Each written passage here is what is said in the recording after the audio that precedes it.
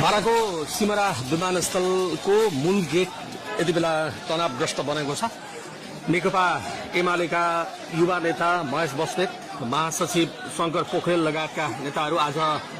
बाराको परवानीपुरमा हुने मध्य प्रदेश स्तरीय युवा भेलालाई सम्बोधन गर्न परवानीपुर आउने कार्यक्रम तय भएपछि, सिमरा विमानस्थल हुँदै उहाँहरू आउने तय भएपछि हिजै बारा जिल्लाका जेनजी मुभमेन्टमा संलग्न युवाहरूले आह्वान गरेका थिए विरोध गर्ने कार्यक्रम। शान्तिपूर्ण विरोध प्रदर्शनका लागि बारा जिल्लाका जेनजी अगुवा सम्राट उपाध्यायले आफ्नो सामाजिक सञ्जाल मार्फत आह्वान गरेको विरोधका कार्यक्रमहरू राति उनले फेरि स्थगित गरेको भनेर भनेका थिए र आज बिहान फेरि उनले आह्वान गरिसकेपछि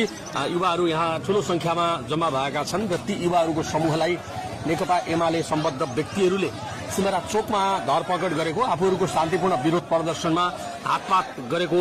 एमाले सम्बद्ध युवाहरूले आफूहरूलाई हातपात गरेको आरोप जेनजी समूहका युवाहरूले लगाएका छन् र उनीहरू यति बेला सिमरा विमानस्थलमा महेश बस्नेत, शंकर पोखरेल लगायतका एमाले नेताहरूको जुन आगमन हुँदैछ त्यसलाई अवरोध गर्ने उद्देश्यले विरोध गर्न यहाँ सिमरा विमानस्थलमा जम्मा भएका छन् र सिमरा विमानस्थलमा नेपाल प्रहरी र सशस्त्र प्रहरीको ठूलो संख्यामा यहाँ प्रहरी परिचालन गरिएको छ विमानस्थल सुरक्षाका लागि। विमानस्थलको मूल गेट अगाडि थुप्रै युवाहरू यहाँ जम्मा भएर विरोध गरिरहेका छन् र केही बेरमा महेश बस्नेत, शंकर पोखरेल लगायत परवानीपुर आउन लागेको फ्लाइट सिमरा विमानस्थलमा अबको केही बेरपछि अवतरण गर्ने कार्यक्रम रहेको छ। भित्र अहिले यति बेला चाहिँ विमानस्थलको भित्रपट्टि नेकपा एमालेका नेताहरू, किसान श्रेष्ठ, ज्वाला शाह, अच्युत मैनाली लगायत जिल्ला स्तरका नेताहरू र कार्यकर्ताहरू बसिरहेका छन् आफ्ना पार्टीका नेताहरूको स्वागतका लागि र विरोधका लागि यहाँ जेनजी पुस्ताका युवाहरू जम्मा भएका छन् र यही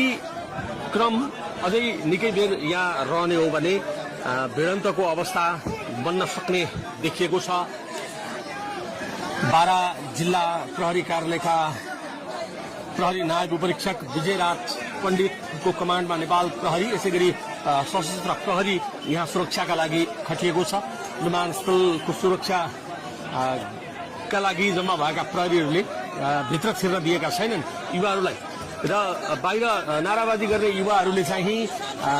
आफूहरूमाथि हातपात गर्ने, आफ्ना नेता सम्राट उपाध्यायमाथि हातपात गर्ने, खास गरी एमालेका नेताहरूलाई बाहिर निकाल्नु पर्ने र उनीहरूलाई आफूले नै